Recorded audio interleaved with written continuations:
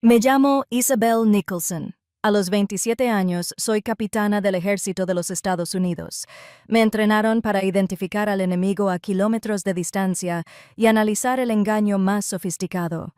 Pero pasé toda mi vida fingiendo no ver al peor enemigo de todos, viviendo bajo mi propio techo. El día de mi boda, en una magnífica mansión de Newport con vistas al mar, mi padre, el general Harrison Nicholson, se presentó ante generales, almirantes y mis propios compañeros de armas. Se acercó, con la voz como un siseo venenoso. ¿Crees que llevar un vestido blanco y casarte con un soldado de verdad puede ocultar que solo eres una decepción de escritorio? Y entonces me dio un puñetazo. Un puñetazo deliberado de un soldado me tiró al suelo de mármol, con la punta del velo manchada de sangre. Creyó que la humillación pública me destrozaría, que me obligaría a volver a estar bajo su control para siempre, pero calculó mal una cosa. No sabía que en el silencio sepulcral que siguió se estaba haciendo otra promesa, no a mi marido, sino a mí misma. Si alguna vez has tenido que empequeñecerte para mantener la paz familiar, cuéntame de dónde eres. Dale a me gusta y suscríbete, porque esta historia demuestra que incluso el silencio más largo puede encontrar su rugido. Los momentos previos a la caída fueron perfectos, casi antinaturales. Estábamos en el rompeolas, la más imponente de las mansiones de Newport, un palacio de la época dorada construido para proyectar poder y riqueza intocable. El aire dentro del gran salón, un espacio cavernoso con techos tan altos que parecían pertenecer al cielo, estaba impregnado del aroma de lirios y dinero antiguo. Un cuarteto de cuerda tocaba suavemente en un rincón. Las delicadas notas de un arpa apenas se elevaban por encima del murmullo cortés y controlado de la élite militar de la nación. Afuera, el césped bien cuidado descendía hasta encontrarse con un Atlántico tranquilo y gris pizarra. Recuerdo sostener una copa de Veuve Clicquot. Las diminutas burbujas ascendían en una danza frenética de celebración. Mi propia felicidad se sentía igual, una cosa frágil y brillante que podría desvanecerse si la miraba demasiado de cerca. Era una sensación que conocía bien, una costumbre de toda la vida. Contener la respiración, aterrorizado de que cualquier exhalación repentina pudiera romper la ilusión de paz que mi familia tanto se esforzaba por mantener. A mi alrededor, los hombres permanecían erguidos como un palo con sus uniformes de gala, con el pecho cargado de metales que brillaban como armaduras bajo la suave luz de la tarde, que se filtraba por los imponentes ventanales arqueados.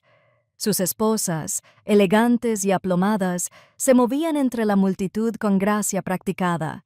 Era una imagen perfecta, meticulosamente compuesta, un retrato del legado de la familia Nicholson, y por primera vez me sentí finalmente parte de ella, no solo una nota al pie decepcionante. Mi esposo Jack estaba a mi lado, con su mano cálida y firme en la parte baja de mi espalda. Era un ancla en este mar brillante y traicionero. Me miró y sonrió, una sonrisa genuina y relajada, propia de los campos de maíz de Wisconsin, tan distinta de las expresiones tensas y calculadoras con las que crecí. Con esa sonrisa, me permití respirar. Un error. Fue entonces cuando vi a mi padre, el general Harrison Nicholson, acercándose a nosotros. No se movía como un padre de la novia, sino como un comandante que pasa revista a sus tropas, con los hombros hacia atrás, la barbilla en alto y las 2 estrellas titilando en el cuello. Instintivamente se le abrió el camino. Los almirantes asintieron. El coronel enderezó su postura. Era una leyenda en el núcleo blindado, un hombre tallado en granito y furia, y el aire crepitaba con su llegada. Ignoró a Jack por completo, con la mirada fija en mí. Sus ojos, del mismo azul pálido que el cielo invernal, carecían de toda calidez. Se detuvo justo frente a mí, tan cerca que podía oler el whisky en su aliento, un aroma que asociaba con la furia de las puertas cerradas y el crujido de los muebles. Se inclinó hacia mí y, por un instante desesperado y esperanzado, pensé que me iba a felicitar, una tregua a regañadientes el día de mi boda. Fue entonces cuando pronunció esas palabras. Un siseo bajo, solo para mí, pero lo suficientemente agudo como para cortar el parloteo circundante. ¿Crees que llevar un vestido blanco y casarte con un soldado de verdad puede ocultar que solo eres una decepción de escritorio? El mundo no se volvió negro, al contrario, se volvió nítido, dolorosa y terriblemente nítido. El sonido de sus nudillos al impactar contra mi mandíbula fue un crujido sordo y húmedo que pareció silenciar la nota media del arpa. La fuerza del golpe me ladeó la cabeza y tropecé, con el talón enganchado en el encaje de mi vestido. La caída pareció ocurrir a cámara lenta. Un arco grácil y aterrador que terminó con el brutal impacto de mi cuerpo contra el frío e implacable suelo de mármol. Un sabor metálico, cobrizo y penetrante, llenó mi boca, mezclándose con las últimas notas dulces del champán. Una sola gota de sangre cayó sobre el blanco prístino de mi velo. Me quedé allí un segundo, aturdido, mientras el cavernoso salón daba vueltas, y entonces levanté la vista.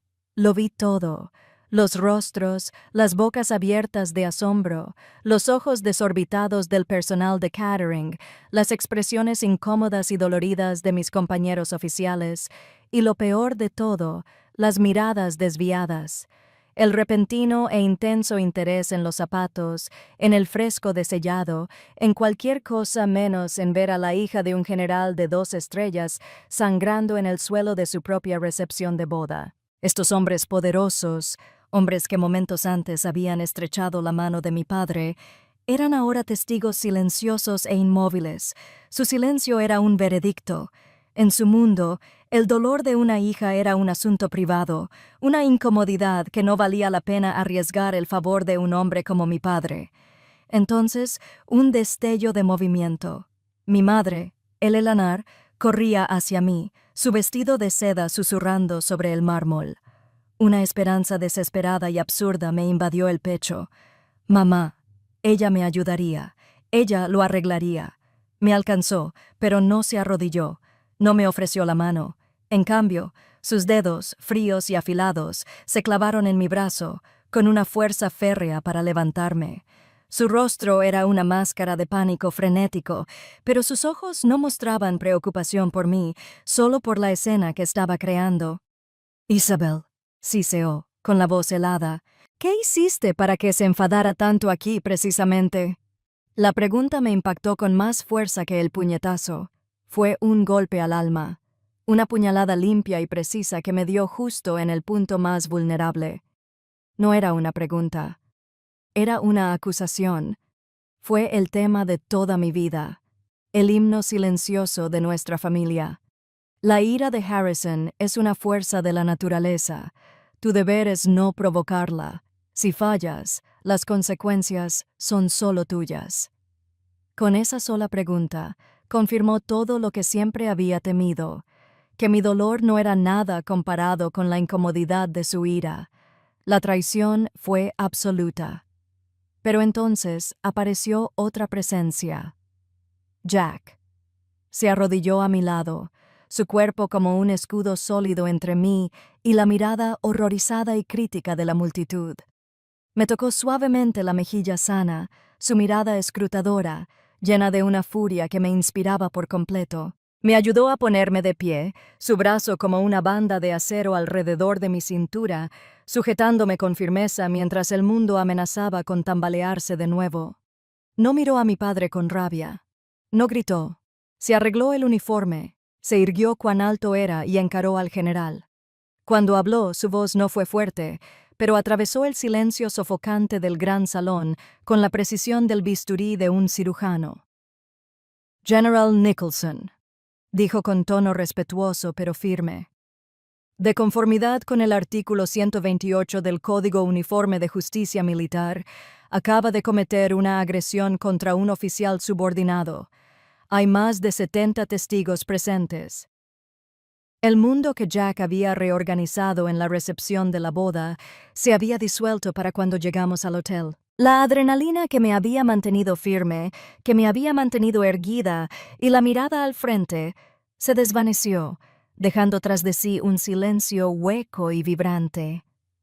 Era un silencio que conocía íntimamente.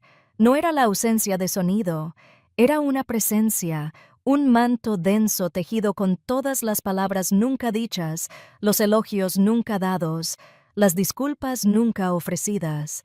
Era el silencio de mi hogar de la infancia en Newport, y me había seguido hasta aquí. Mientras Jack me limpiaba con cuidado el corte en la mejilla, el escozor del antiséptico no era nada comparado con el escozor del recuerdo. Ese golpe no fue el principio, fue una conclusión, la última frase explosiva de una historia escrita a lo largo de 27 años. La historia comienza, como siempre, en el estudio de mi padre. No era solo una oficina, era un santuario. La habitación olía a cera de cerezo, cuero viejo y una inquebrantable sensación de importancia masculina. Una pared entera era lo que él llamaba el muro del honor.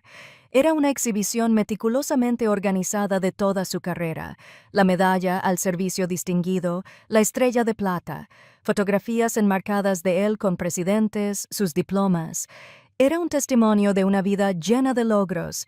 En la pared opuesta había un solo objeto, un retrato al óleo a tamaño natural de mi hermano mayor, Harrison Jr., quien había fallecido en un accidente de entrenamiento antes de que yo naciera. Estaba congelado en el tiempo a sus 22 años, guapo y seguro de sí mismo con su uniforme gris de West Point. El hijo perfecto, eternamente perfecto en la muerte. ¿Y en las otras dos paredes? Nada. Un espacio vacío con paneles de caoba.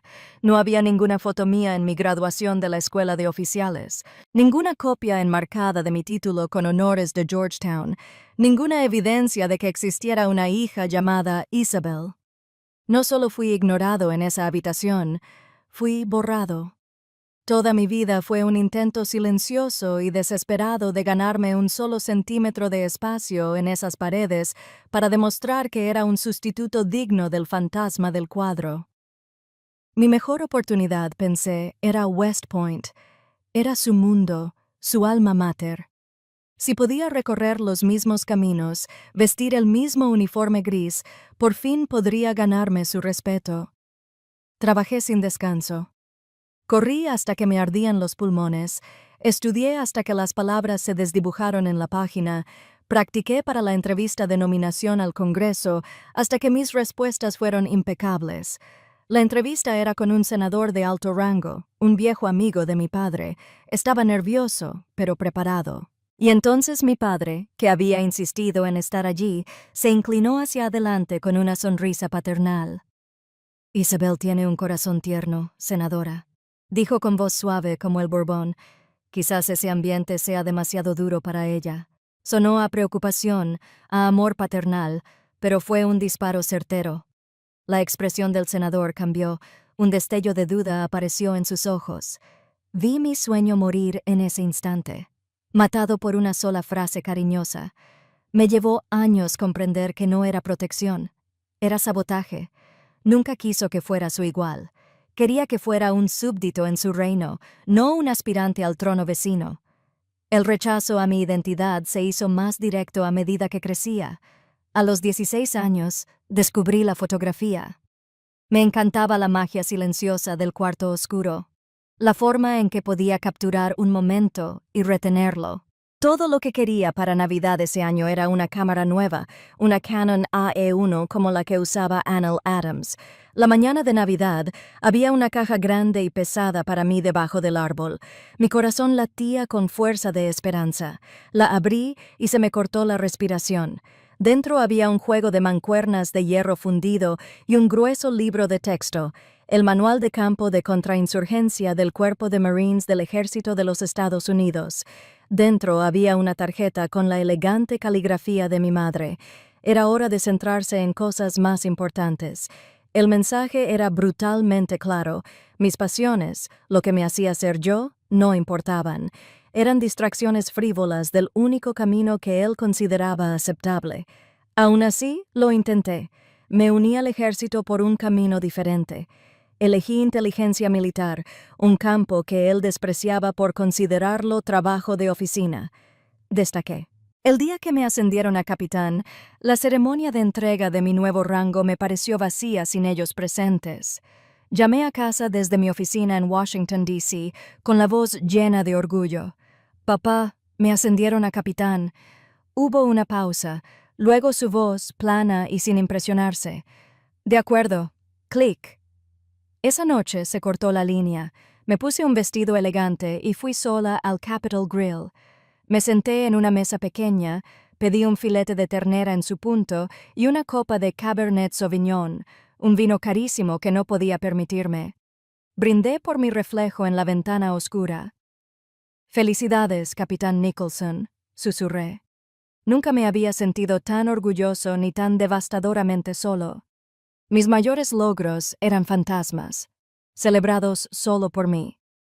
Cuando traje a Jack a casa en Newport, albergué una pizca de esperanza. Jack era un boina verde, un oficial de las fuerzas especiales. Era, en todos los sentidos, un verdadero soldado. Se esforzaba muchísimo por conectar. En la cena, mencionó a los Green Bay Packers, buscando puntos en común en la religión estadounidense del fútbol americano.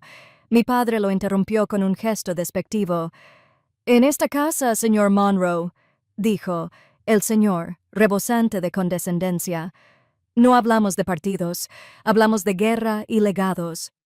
Más tarde esa noche, después de que Jack se fuera, mi padre se volvió hacia mí con una mueca de desprecio. «Elegiste a un simple granjero de Wisconsin. Eso demuestra lo bajos que son tus estándares. Nunca encajará en este mundo». Y ahora estaba allí, en una habitación de hotel lejos de Newport, con el silencio aullando a mi alrededor.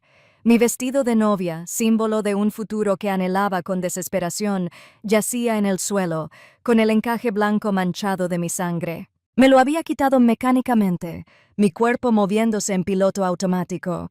Impulsada por años de instinto, me había puesto lo único que parecía una armadura: mi uniforme.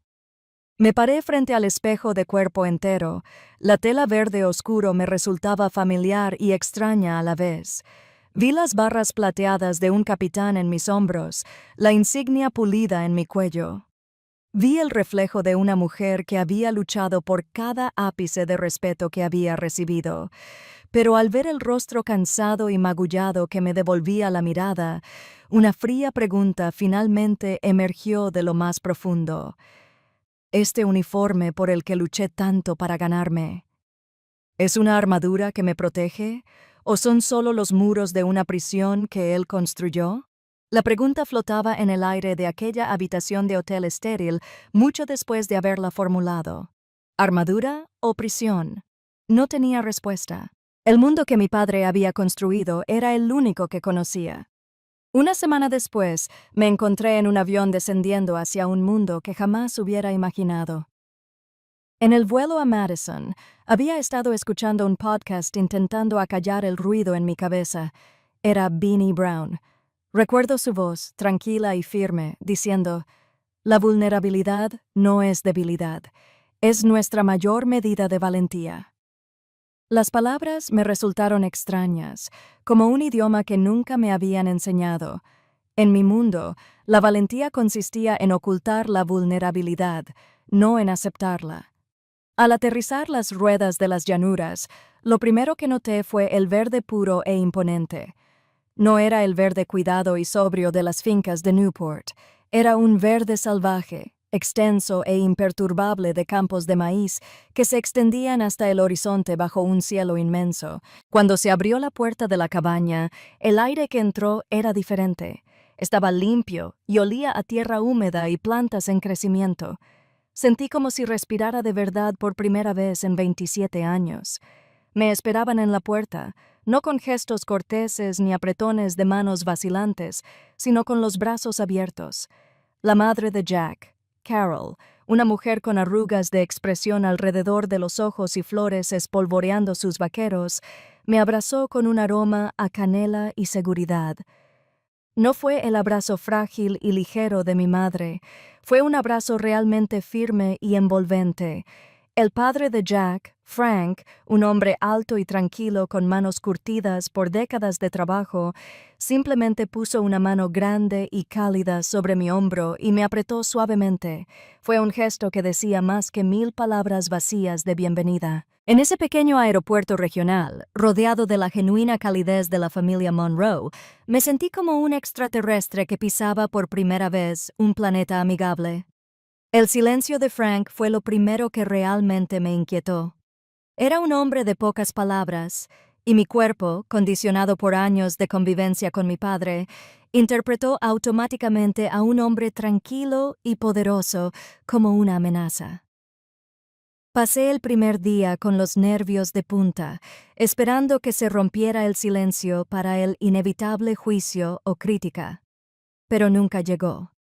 A la mañana siguiente, me desperté antes del amanecer, con mi reloj interno aún en horario militar. Me senté en el amplio columpio de madera del porche, con una taza de café enfriándose en mis manos, observando la niebla que se alzaba sobre los campos. La puerta mosquitera se abrió con un crujido y Frank salió. No habló, solo me entregó una taza humeante. Se sentó en la mecedora a mi lado y el silencio se extendió entre nosotros. Pero esta vez no era pesado, era cómodo, tranquilo. Tras un largo momento, señaló con la cabeza hacia una hilera de árboles al borde de la propiedad. «Cariño, baja al arroyo a beber agua a esta hora», dijo con voz suave y suave. Y eso fue todo. No me estaba poniendo a prueba ni exigiendo una respuesta. Simplemente compartía su mundo conmigo. Una ofrenda tranquila, sencilla y sin condiciones. El silencio de mi padre era un arma. El de Frank, un don. Más tarde ese día, me encontré en la cocina con Carol. La habitación era el corazón de la casa, cálida y llena del aroma celestial de la levadura. Era viernes, lo que significaba el tradicional viernes de pescado frito de Wisconsin, y ella lo estaba preparando todo desde cero. Mientras mis manos se entrenaban para desmontar un rifle y pelaban patatas torpemente, me preguntó por mi trabajo. Empecé con mi explicación habitual, una descripción mecánica y llena de jerga sobre análisis de inteligencia y evaluación de amenazas. Me escuchó pacientemente y luego, con suavidad, me detuvo las manos con las suyas. «Dios mío, qué estresante», dijo con una expresión de genuina preocupación, y entonces me hizo la pregunta que destrozó mis defensas. «¿Te hace feliz, Izzy?» Me quedé mirándola. «¿Feliz?» Nadie me había preguntado eso nunca. Me preguntaron sobre mis métricas, mi potencial de ascenso, mis evaluaciones de desempeño. La felicidad nunca fue parte de la ecuación. Por primera vez, hablé de la presión abrumadora, las noches sin dormir, pero también de la emoción de resolver un rompecabezas complejo.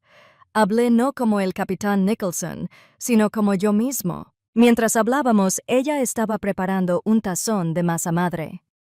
«El secreto del buen pan es la paciencia», dijo, mientras doblaba la masa con manos expertas. «Hay que darle tiempo y espacio para que suba, querida. La gente también es así». Sus sencillas palabras, pronunciadas en la calidez de aquella cocina de Wisconsin, contenían una profunda sabiduría que mi propia madre, con toda su crianza en sociedad, nunca me había transmitido. Esa noche, no pude dormir. Estaba tumbada en la cama, con la mente acelerada, intentando procesar la bondad del día. Parecía demasiado bueno para ser verdad, y esperaba que la cosa se pusiera fea. Jack, percibiendo mi inquietud, me atrajo hacia sí. Me metió la cabeza bajo la barbilla y me susurró en el pelo: «No tienes que actuar aquí. Sabes, no tienes que ganarte su aprobación. Ya te quieren». Sus palabras fueron el permiso que había esperado toda mi vida. Permiso para simplemente ser. Permiso para respirar. En ese momento, me di cuenta de que los Monroe se estaban convirtiendo en mi refugio, la familia que había elegido, no la que me había tocado vivir. La sensación era tan nueva, tan poderosa, que me hizo querer conectar con cualquiera que la hubiera sentido. Si alguna vez has conocido a una persona o un lugar que te hizo sentir más como en casa que tu propio hogar, por favor, apoya esta historia con un me gusta y un comentario abajo con el nombre de la persona que te hace sentir completamente seguro. Es un regalo que todos deberíamos celebrar. Al día siguiente, estaba sentado de nuevo en el porche. Frank salió y se sentó conmigo, viendo cómo el sol de la tarde salpicaba las hojas del gran roble del jardín. Me miró con una sonrisa amable. «Has llevado el mundo entero sobre tus hombros, ¿verdad?», dijo en voz baja. Solo pude asentir, con un nudo en la garganta. Guardó silencio un momento y luego pronunció las palabras que lo cambiarían todo. «Bueno», dijo, «puedes dejarlo por un rato. Aquí solo tienes que ser easy». En el momento en que la imponente figura de mi padre fue escoltada fuera del gran salón, un vacío de sonido y propósito quedó a su paso. El cuarteto de cuerdas había enmudecido, con los arcos congelados sobre los instrumentos. Los invitados, un mar de uniformes decorados y elegantes vestidos, permanecían atónitos y desorientados, sin saber a dónde mirar ni qué hacer. El silencio era ensordecedor, una densa y sofocante manta de conmoción y vergüenza colectivas, y yo estaba en el epicentro, de pie, solo en una vasta extensión de mármol, sintiéndome completamente desnudo. Cada mirada era como un rayo láser fijo en el moretón que se ponía violáceo rápidamente en mi mejilla. Quería que el suelo se abriera y me tragara entero. Quería desaparecer. Mis padres se habían ido. Habían detonado la bomba y simplemente se habían ido, dejándome de pie entre los escombros, como siempre. Mi vida entera había sido una serie de momentos así, ellos creando una catástrofe, y yo, la hija silenciosa, abandonada a gestionar las consecuencias, a suavizar las cosas, a fingir que no había pasado nada por el bien de la paz. Pero esta vez no estaba completamente sola. Mientras permanecía allí temblando, una figura se desprendió de la multitud. Era la mayor María Flores, una oficial con la que serví en Afganistán.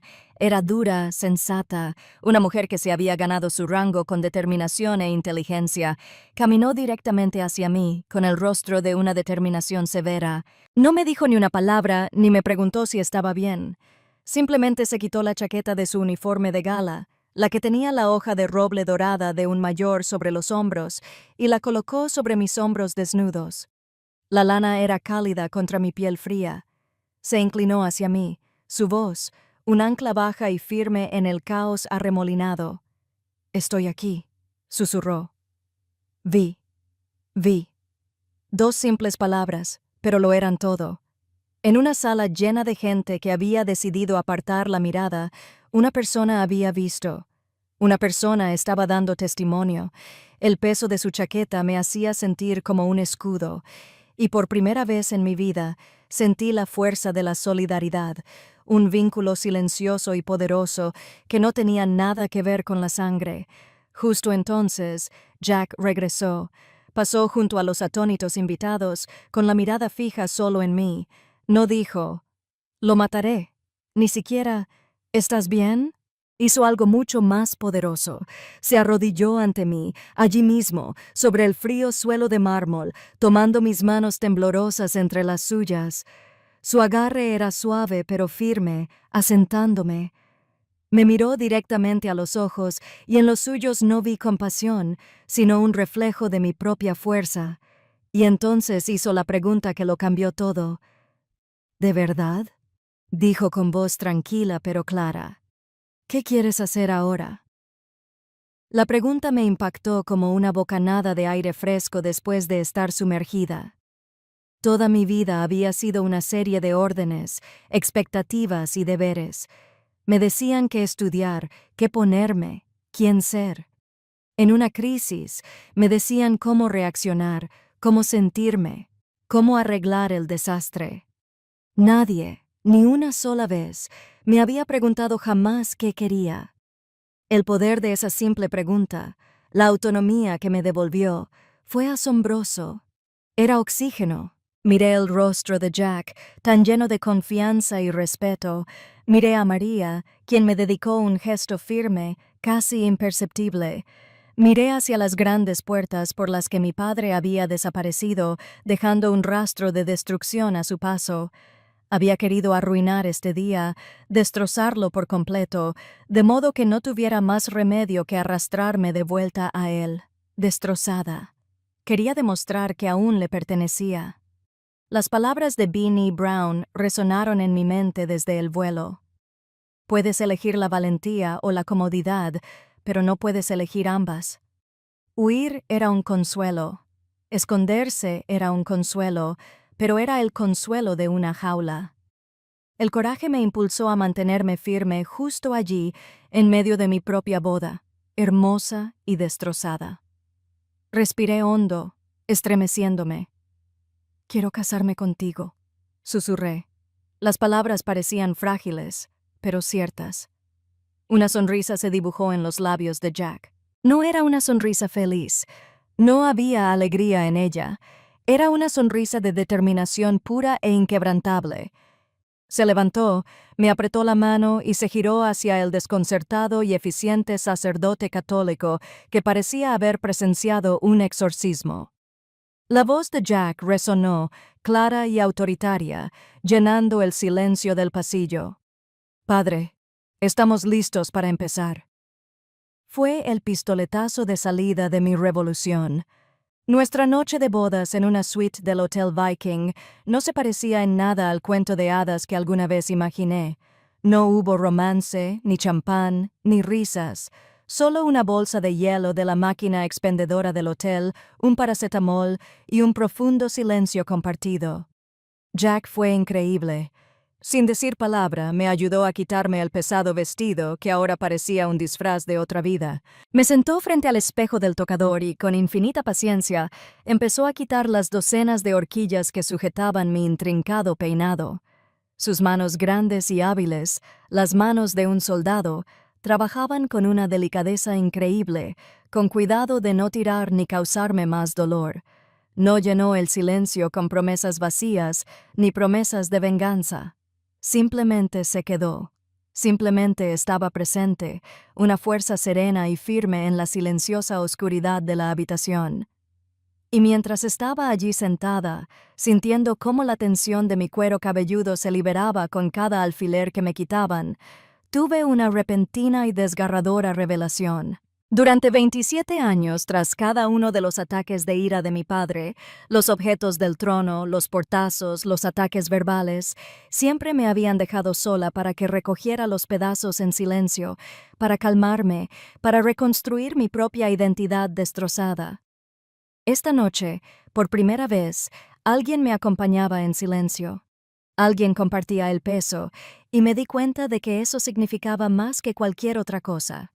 Fue el comienzo de la sanación.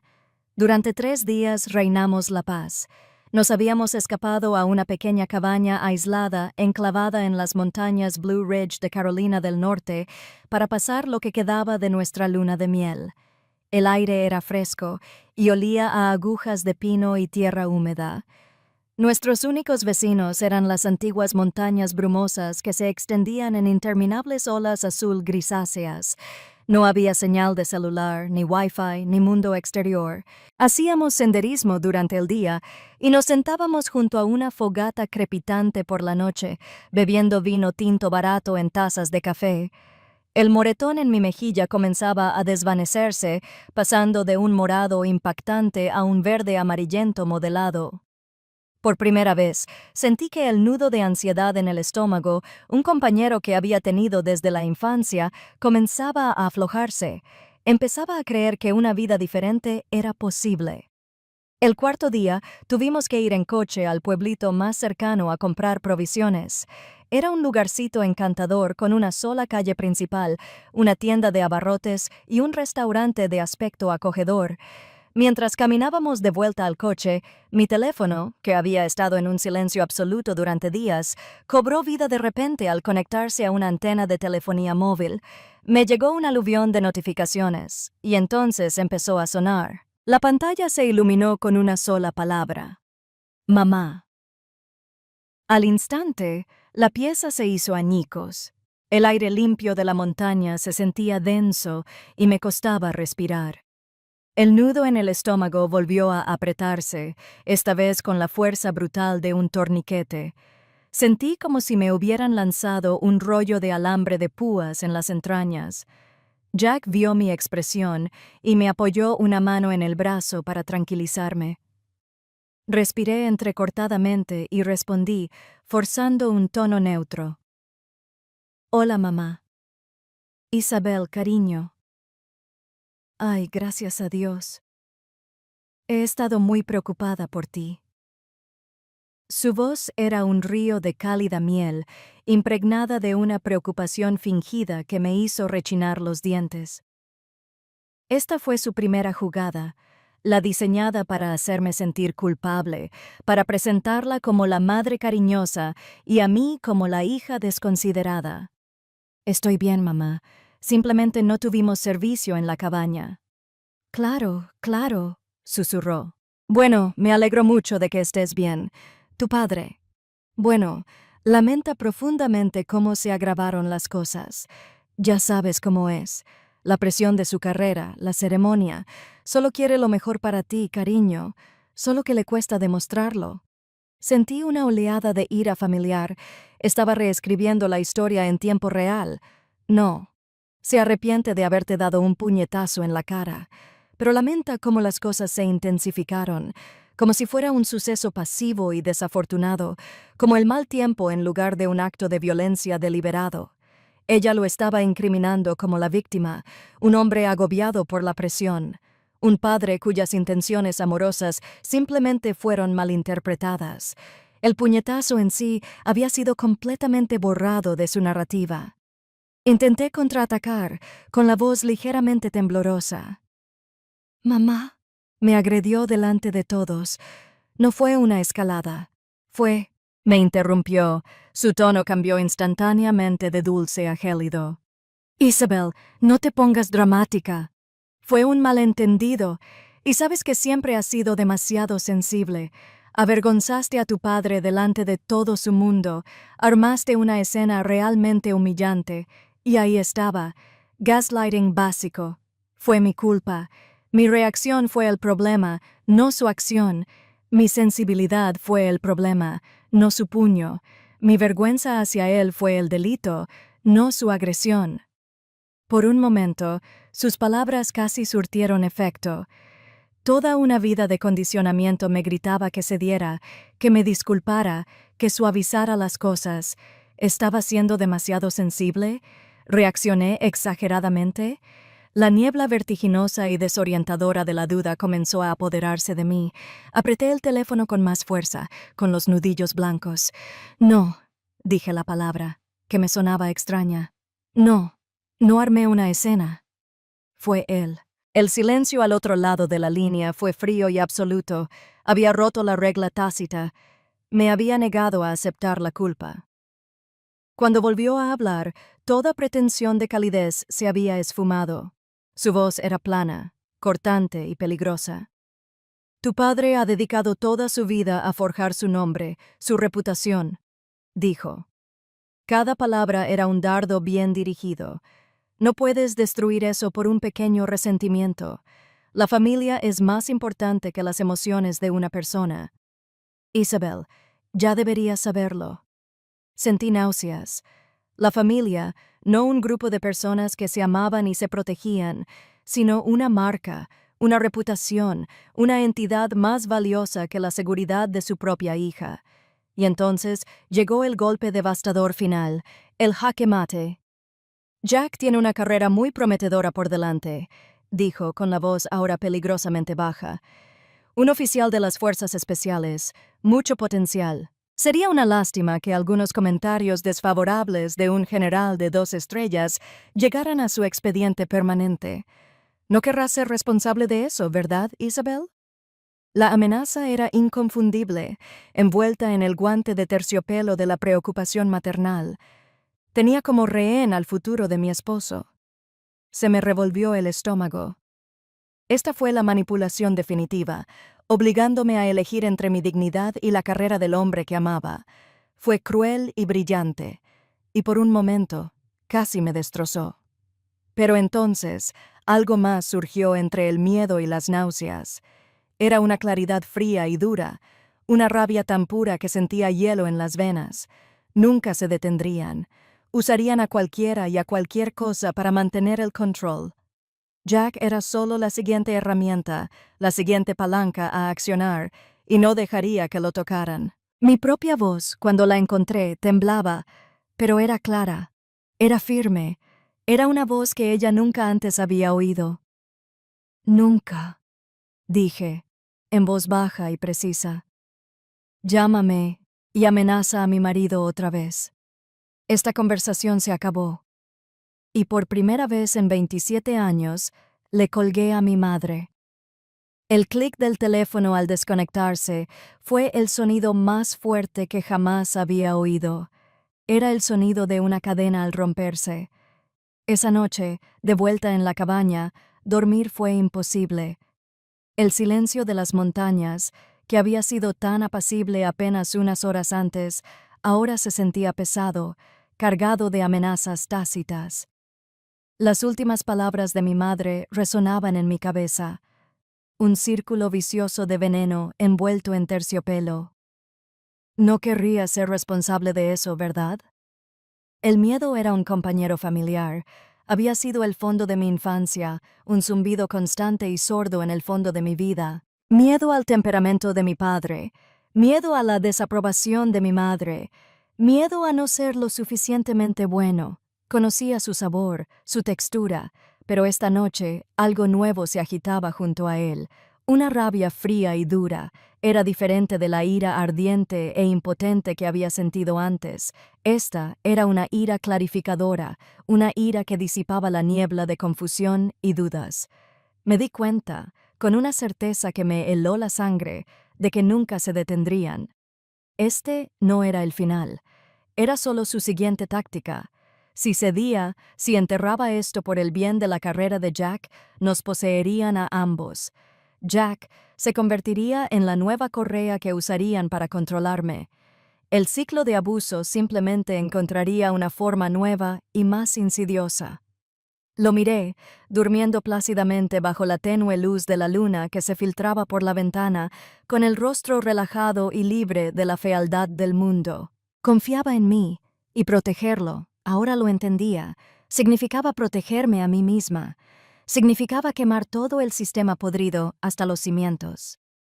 Ese pensamiento me recordó una cita de un discurso del general Dunford que una vez tuve que estudiar. El estándar que pasas por alto es el estándar que aceptas. Durante 27 años había pasado por alto el abuso. Había aceptado la tiranía silenciosa, la manipulación emocional, el constante menosprecio. Al guardar silencio, había avalado su comportamiento. Lo había aceptado como mi estándar. Esta noche, eso terminó. De repente, recordé algo. El fotógrafo de bodas. En medio del caos posterior a la ceremonia, me había puesto una pequeña tarjeta SD en la mano. Por si acaso, susurró con los ojos abiertos. La guardé en el bolso y me olvidé de ella hasta ahora. Salí de la cama con movimientos silenciosos y pausados. En la sala principal de la cabaña, iluminada solo por el tenue resplandor azul de la pantalla de mi portátil, encontré mi bolso. Mis dedos se cerraron sobre el pequeño y frío plástico de la tarjeta de memoria. La introduje en la ranura del ordenador. Se abrió la entrada. Había cientos de fotos, hermosas imágenes preparadas de un día perfecto que nunca llegó a existir. Y entonces lo vi. Un solo archivo de video. Me quedé sin aliento. La fotógrafa debió haber colocado su cámara en un trípode para capturar el brindis y simplemente la dejó grabar. Le di al play. La escena era exactamente como la recordaba, pero aterradoramente real. El gran salón, los invitados, y allí, en una nítida alta definición, se reflejaba todo el imperdonable momento. La voz de mi padre, un siseo grave y venenoso, quedó perfectamente captada por el micrófono de la cámara. El sonido agudo y desagradable del puñetazo, mi cuerpo al caer, el jadeo colectivo de la multitud, todo estaba ahí. Ya no era solo mi palabra contra los dos generales, era una prueba fría, imparcial e irrefutable. Justo cuando estaba a punto de cerrar la carpeta, vi un correo electrónico sin leer en mi bandeja de entrada. Era de una dirección desconocida y anónima. El corazón me latía con fuerza al abrirlo. El mensaje era breve. Capitán Nicholson, fui teniente bajo el mando de su padre en Irak. Me enteré de lo que pasó en su boda. No puedo testificar oficialmente. Tengo una familia en la que pensar, pero necesito que sepas que no estás loca. Todos vimos quién era. Simplemente teníamos demasiado miedo de decir algo. Sé fuerte. Se me llenaron los ojos de lágrimas.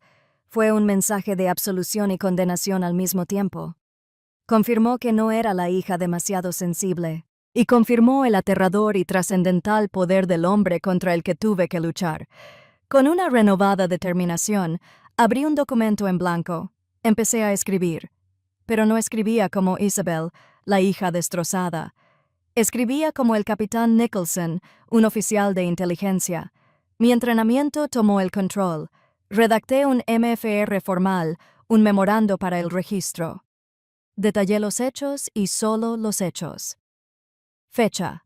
Fecha de la boda. Hora aproximada. 15:40. Ubicación. La mansión Breakers, Newport, Rhode Island. Recepción de la boda de la capitana Isabel Nicholson y el capitán Jack Monroe. Enumeré los nombres de todos los oficiales de alto rango que recordaba presentes como posibles testigos. Describí la agresión con el lenguaje preciso y estéril del UCMK. Asunto. El General Harrison Nicholson agredió físicamente sin provocación a un oficial subordinado. Adjunté el archivo del video. Cada palabra que escribía era un ladrillo en un nuevo muro, un muro de verdad, un muro que no podían derribar. Cada pulsación de tecla se sentía como un acto de liberación, de recuperar mi propia narrativa, mi propio honor. Al terminar, dirigí el correo electrónico. 2. A la oficina del Inspector General, Departamento del Ejército. Mi dedo se cernía sobre el botón de enviar. Era el punto de no retorno. Un solo clic detonaría a mi familia, pondría fin a la célebre carrera de mi padre y sumiría mi propio futuro en el caos. Cambiaría una prisión tranquila y familiar por una guerra ruidosa e incierta. Mientras estaba allí sentado, paralizado por la enormidad, una mano cálida se posó en mi hombro. Jack. Se había despertado y vino a buscarme. No me preguntó qué hacía. No le hacía falta. Simplemente miró la pantalla, luego volvió a mirarme a la cara, y su mano en mi hombro se apretó con un apoyo silencioso e inquebrantable. Ese simple toque fue todo el refuerzo que necesitaba. Este es el momento que lo define todo. Si crees que defender la verdad, cueste lo que cueste, es una de las cosas más valientes que una persona puede hacer. Apoya esta historia con un me gusta y comenta con un simple te veo. Para todos los que alguna vez han tenido que luchar para ser escuchados. Respiré hondo por última vez y pulsé enviar. El correo se desvaneció en el éter. La cabaña volvió a quedar en silencio, pero no era el silencio del miedo, tampoco era el del alivio. Era la extraña, tranquila y aterradora quietud en el ojo del huracán. Acababa de romper mi voto de silencio y sabía que la verdadera tormenta estaba a punto de estallar. Después de enviar, el mundo no explotó. Se quedó en silencio. Durante 2 semanas, el silencio fue absoluto y sofocante. Regresamos a nuestra vida en Fort Bragg, pero todo había cambiado. No hubo respuesta oficial de la oficina del Inspector General. No hubo confirmación de que mi informe hubiera sido recibido. La única información que obtuvimos fue del ambiente que nos rodeaba. Era un frente frío que había llegado durante la noche. Los compañeros que antes nos saludaban con un cálido hola, ahora encontraban algo sumamente interesante que observar en el suelo al pasar. Las conversaciones se interrumpían bruscamente al entrar en una sala. Los susurros nos seguían por los pasillos. No solo nos ignoraban, nos condenaban al ostracismo. Nos habíamos vuelto intocables, como leprosos en una colonia militar moderna. El sistema, al parecer, cerraba filas, protegiendo a uno de los suyos. El miedo familiar y persistente comenzó a resurgir, erosionando mi determinación. ¿Había cometido un terrible error? ¿Lo había sacrificado todo por nada? Me encontré repasando la amenaza de mi madre, preguntándome si mi padre ya estaría cumpliendo su promesa de arruinar la carrera de Jack. El silencio de la estructura de mando era una forma de guerra psicológica, y yo estaba empezando a perder. Entonces, una noche, mientras cenábamos tranquilamente las sobras de pizza en nuestro pequeño y aséptico apartamento en Post, sonó mi teléfono. Era un número restringido. El corazón me dio un vuelco. Respondí, con la voz apenas un susurro. Soy el capitán Nicholson. Capitán, con voz masculina, formal y sin emoción, respondió. Soy el mayor Evans, del cuerpo del Auditor General. Hemos recibido su informe. Se ha abierto una investigación preliminar sobre la conducta del general Harrison Nicholson. Me hundí en una silla de la cocina. De repente, mis piernas no me sostenían. Un alivio me invadió como una oleada vertiginosa. Me habían oído. Era real. Pero entonces el mayor Evans dijo algo que cambió por completo el panorama de la batalla. Capitán, dijo, con un tono aún perfectamente neutral, debes saber que tu informe parece haber abierto una compuerta. En las últimas 48 horas hemos recibido otras 3 declaraciones juradas sobre el general. Me quedé en silencio, atónito. No estaba solo. No estaba solo. Las palabras resonaron en todo mi ser, una sacudida sísmica que rompió años de aislamiento cuidadosamente construido. Los días siguientes fueron un torbellino. Los investigadores de la oficina del Inspector General comenzaron a contactarme. Eran profesionales, metódicos, y sus preguntas, precisas, me mostraron copias censuradas de las demás declaraciones. Ya no estaba viendo mi propio trauma aislado. Estaba viendo un patrón, un historial meticulosamente documentado de abuso de poder. Leí el testimonio de un joven primer teniente a quien mi padre había destrozado verbalmente delante de todo su pelotón por un pequeño error de mapeo, humillándolo tanto que había considerado dejar el ejército.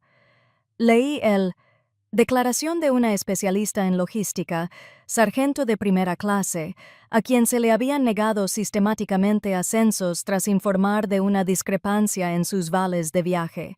Él, discreta y eficientemente, destruyó su carrera por unos pocos cientos.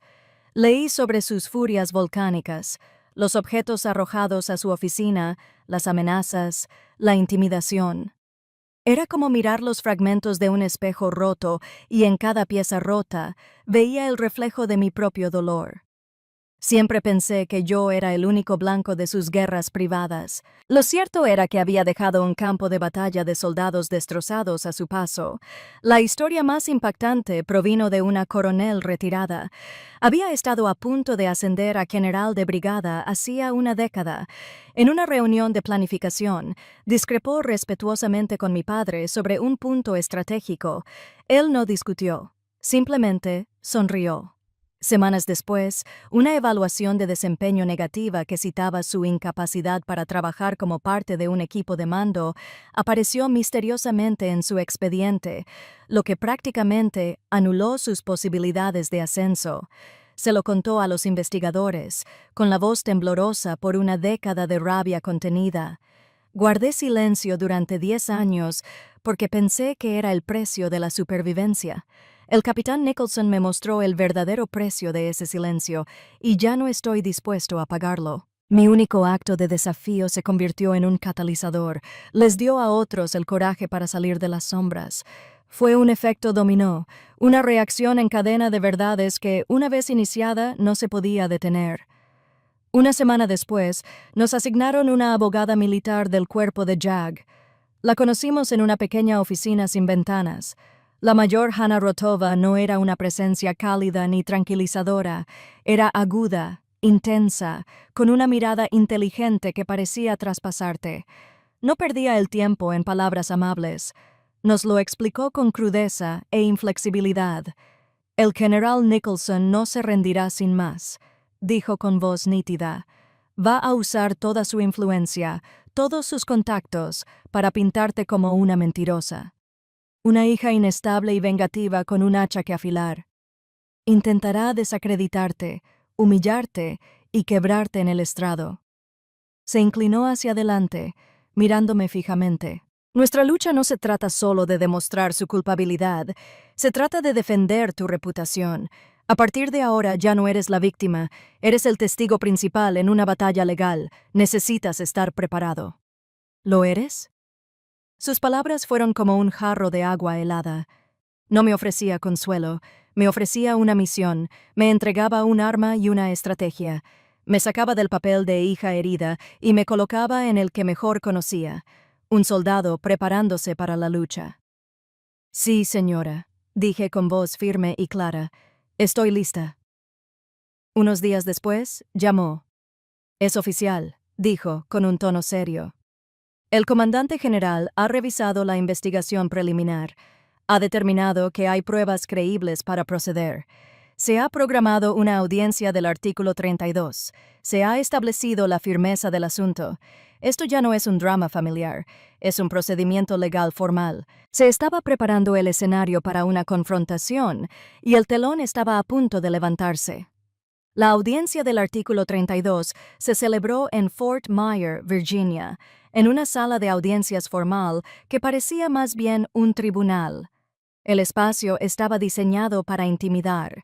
Estaba revestido con imponentes paneles de caoba oscura. El aire estaba impregnado del olor a cera para pisos y del peso de la justicia militar. La bandera estadounidense y la bandera del ejército se alzaban como centinelas en la esquina. Este era el corazón de la institución a la que mi padre había dedicado su vida y fue el escenario de su ruina. Se sentó en la mesa de los demandados, justo frente a mí. Vestía su uniforme de primera clase, con el pecho tan repleto de cintas y metales que parecía un escudo de honor. Por primera vez en mi vida, no me miraba. Su mirada estaba fija al frente, en el presidente, con la mandíbula apretada, proyectando un aura de dignidad afligida. Mi madre estaba sentada en la fila justo detrás de él, con una postura perfecta, su rostro como una máscara de porcelana vacía e inexpresiva. Parecía una estatua. Me senté junto a Hannah, con las manos firmemente entrelazadas en el regazo para evitar que me temblaran. Pero mi espalda estaba recta, mi uniforme estaba perfectamente planchado, mi mirada era firme. Al mirar al hombre frente a mí, me di cuenta de golpe de que no tenía miedo. La niña asustada que solía temblar en su estudio había desaparecido. En su lugar estaba la capitana Isabel Nicholson, lista. La audiencia se desarrolló con precisión metódica, se llamó a testigos, se dieron testimonios. Pero el punto de inflexión, el momento en que la atmósfera en la sala cambió irrevocablemente, fue cuando Hannah anunció que el gobierno presenta su siguiente prueba, una grabación en video del evento en cuestión. Una gran pantalla fue llevada al frente de la sala. Las luces se atenuaron. La imagen silenciosa y granulada de mi recepción de boda llenaba la pantalla. La sala estaba tan silenciosa que podía oír el zumbido del proyector. Entonces, el audio se activó.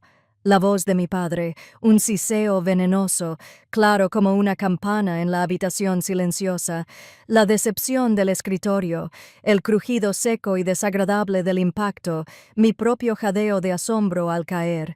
El video solo duró 15 segundos, pero me pareció una eternidad. No miré la pantalla. Observé a mi padre. Vi cómo se le tensaba la mandíbula, una pequeña señal reveladora de su furia. Vi cómo su postura confiada y arrogante comenzaba a decaer ligeramente bajo el peso de sus propias acciones, que se reproducían ante el mundo. El monumento se agrietaba.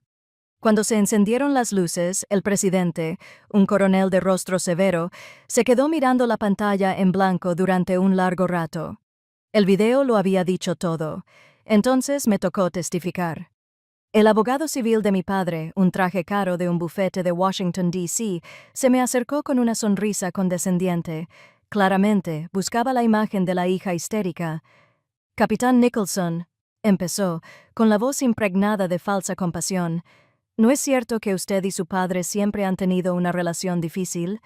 No, señor, respondí con voz tranquila y serena, tal como Hannah me había instruido. Pareció sorprendido. No, usted diría que su relación es buena.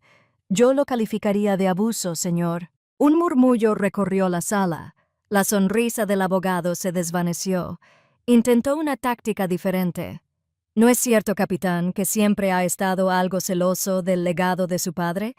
Que quizás esto sea solo una forma de llamar la atención. Lo miré directamente a los ojos. Señor, tuve una relación en la que sufrí abuso físico y emocional. Eso no es difícil. Eso es un delito. Me negué a dejarme arrastrar a un debate sobre mis sentimientos. Me apegué a los hechos, al abuso, a la agresión, al patrón.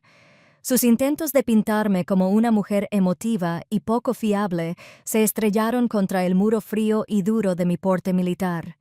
Su último intento fue de pura desesperación. Se volvió hacia el presidente. Señor, lo que tenemos aquí no es una agresión. Es la reacción desafortunada, quizás torpe, de un padre cariñoso preocupado por su hija el día de su boda. Antes de que el agente pudiera responder, Hannah se puso de pie. «Protesto», dijo con voz gélida. No esperó la decisión. Miró directamente al abogado. «Un padre preocupado abraza a su hija», dijo ella, con la voz llena de desprecio. «Un abusador la golpea. Por favor, no insulten la inteligencia de esta audiencia confundiendo a ambos». El abogado se retiró, con el rostro enrojecido. La sala quedó en silencio. Pero el último clavo en el ataúd de mi padre lo puso él mismo. El coronel retirado, quien me había escrito el correo electrónico, dio un testimonio contundente y condenatorio sobre el sabotaje a su carrera. Otros testigos corroboraron una larga historia de tiranía. Finalmente, mi padre fue llamado a declarar. Era su oportunidad de mostrar arrepentimiento, de defenderse. En cambio, optó por atacar. Se lanzó a una diatriba furiosa y descontrolada sobre la lealtad, el sacrificio y la ingratitud de una nueva generación. Habló de su legado, su honor y la traición a su propia sangre. Su voz, que siempre había infundido respeto y miedo, ahora era solo el grito furioso de un matón de patio que finalmente había sido desafiado. Y en ese momento, frente al mismo sistema que había usado como arma durante tanto tiempo, su máscara no solo se resbaló, sino que se hizo añicos. La sala no lo vio como un general condecorado, sino como el hombre furioso y abusivo que los testigos habían descrito.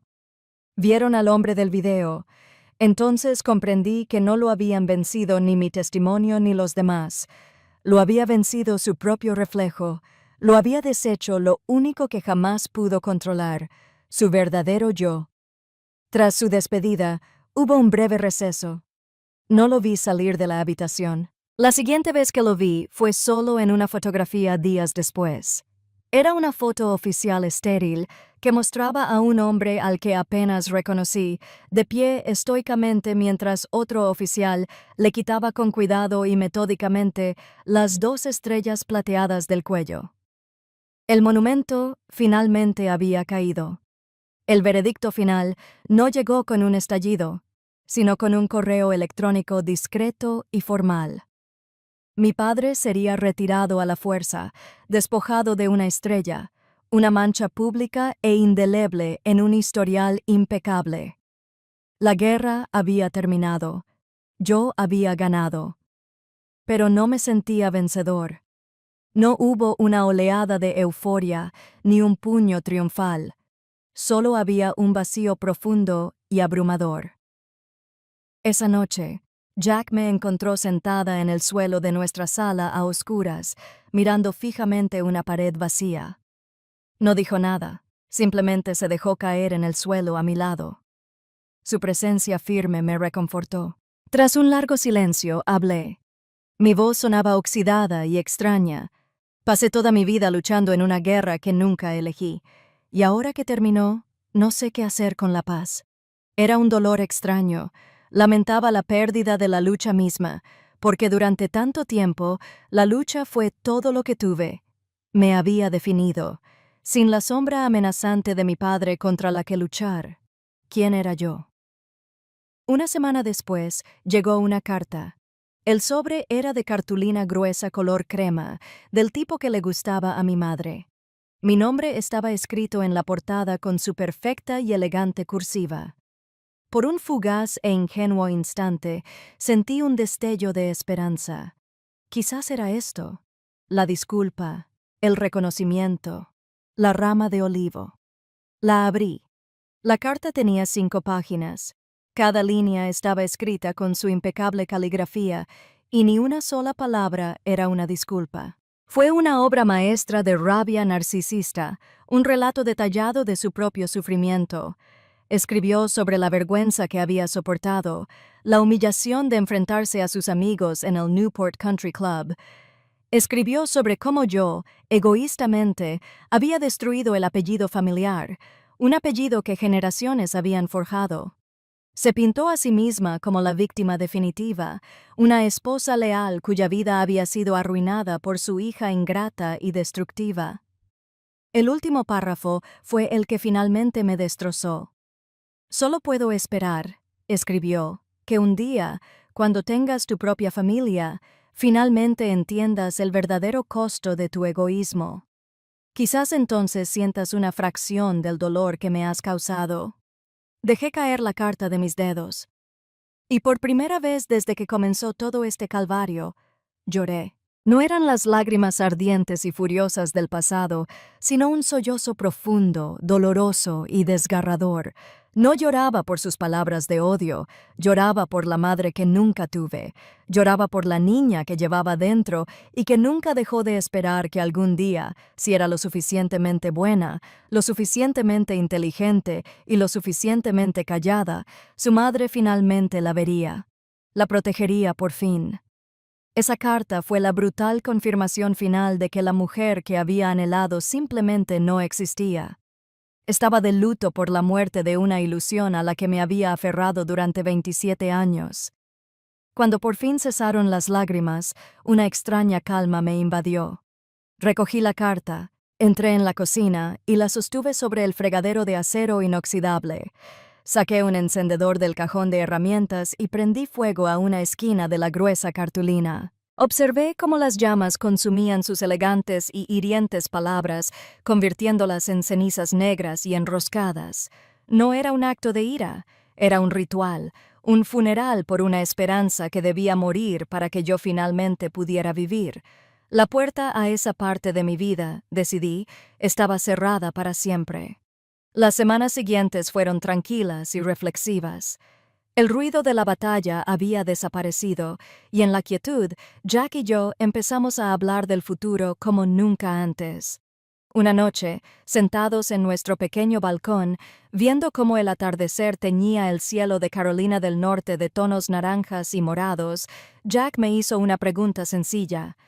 «Cuando piensas en el futuro, Izzy, ¿qué ves?»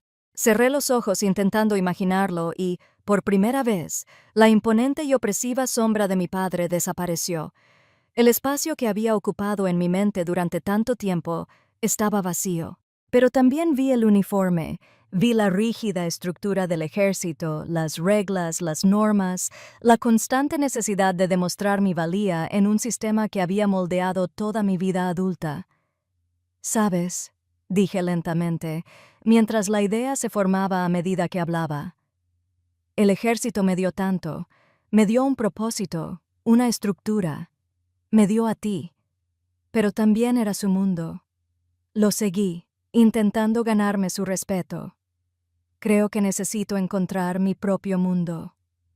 Jack guardó silencio un buen rato, observando cómo el último rayo de sol se hundía en el horizonte.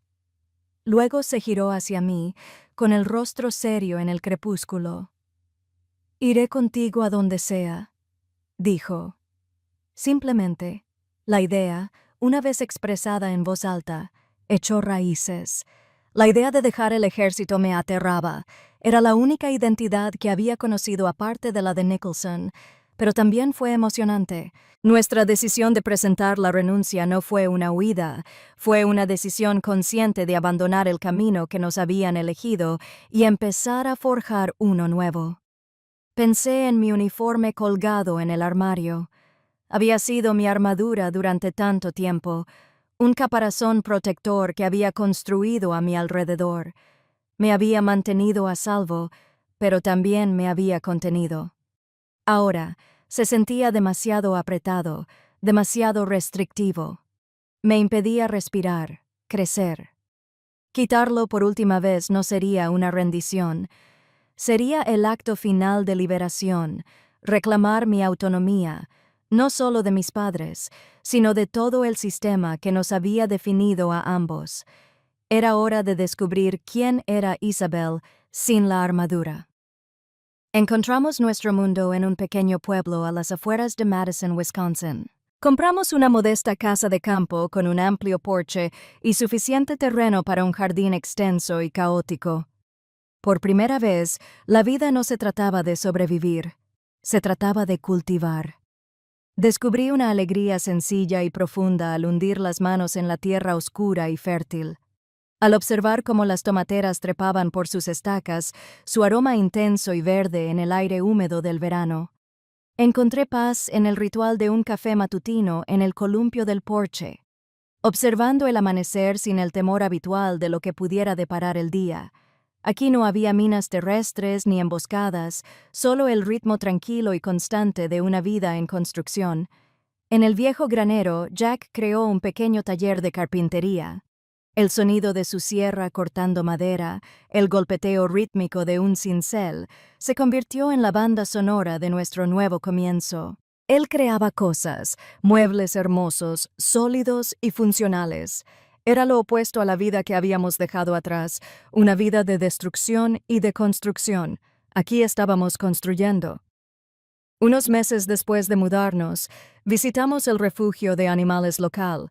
En un rincón del fondo, hecho un ovillo, estaba un desaliñado mestizo de terrier llamado Buster. El voluntario del refugio nos contó que había sufrido graves maltratos y que le tenía miedo a todo el mundo. Cuando miré dentro de su jaula, no ladraba ni gruñía. Simplemente temblaba, sus grandes ojos marrones llenos de un miedo que reconocí. «Es él», le dije a Jack. Traer a Buster a casa fue una lección de paciencia. Durante el primer mes, se escondió debajo de la mesa de la cocina, negándose a salir. No intenté obligarlo. Simplemente llevaba mi libro y una taza de té y me sentaba en el suelo de la cocina a pocos metros de su escondite, leyendo en voz alta, con voz tranquila y firme. Quería que se acostumbrara a mi presencia para que comprendiera que no era una amenaza. Nunca lo acerqué. Dejé que viniera a mí. El día que sucedió, estaba sentada en el suelo como siempre. Tras una hora de silencio, sentí una nariz húmeda y tímida rozar mi mano. Me quedé completamente quieta. Me dio otro codazo. Luego, lenta y cautelosamente, salió de debajo de la mesa y apoyó la cabeza en mi regazo. Su cuerpo seguía tenso, pero él estaba allí. Las lágrimas corrían por mi rostro. Lo entendía. Ambos estábamos aprendiendo a confiar de nuevo. Ambos estábamos aprendiendo que no todas las manos estaban hechas para golpear. A medida que mi propio mundo se volvía más tranquilo, me encontré deseando ayudar a otros a encontrar su voz. Empecé a leer las obras de Maya Angelou, y sus palabras resonaron profundamente en mi alma. Había una cita que escribí y pegué en el espejo del baño. Cada vez que una mujer se defiende, defiende a todas las mujeres. Yo me había defendido. Ahora, sentía una profunda necesidad de ayudar a otras mujeres a defenderse también. Empecé a ser voluntaria en un centro comunitario local que organizaba grupos de apoyo para veteranas. No era terapeuta ni consejera, solo era una facilitadora, alguien que mantenía el espacio. Mi mayor habilidad, la que había perfeccionado durante toda una vida de observación silenciosa y atenta, era escuchar. Y así escuché. Escuché historias de acoso, de agresión, de ser ignoradas y subestimadas, del trauma único que enfrentan las mujeres en el ejército. No ofrecí consejos, simplemente les ofrecí un lugar seguro donde sus historias pudieran aterrizar. Les ofrecí las dos palabras que María Flores me había dado. Te veo. 2 años después de aquel día caótico en Newport, en nuestro aniversario de bodas, Jack y yo regresamos en coche. No fuimos a las rompientes, no nos acercamos a las opulentas mansiones de nuestro pasado. En cambio, nos dirigimos al faro de Castle Hill, una sencilla y sólida torre de piedra que custodiaba la entrada a la bahía. Estábamos solos los dos en los acantilados, con el viento azotándonos el pelo y la sal en la cara. No llevábamos ropa elegante, solo vaqueros y suéteres abrigados. No habíamos venido a revivir un recuerdo, sino a crear uno nuevo. Habíamos escrito nuestros votos, no en papel elegante, sino en trozos de papel de cuaderno. Jack leyó primero sus palabras sobre la camaradería, sobre construir juntos una vida de serena fortaleza, lo que me hizo llorar. Luego desplegué la mía. Mi voz era clara y fuerte, llevada por el viento hasta el mar. Terminé con una nueva promesa, no solo para él, sino para mí misma. Juro no volver a callarme nunca más, dije mirándolo a los ojos. Y juro escuchar siempre mi propia voz. Fue la reivindicación de una promesa que me vi obligada a romper el día de nuestra primera boda. La escena final de mi historia no se trata de mí. Se trata de lo que vino después.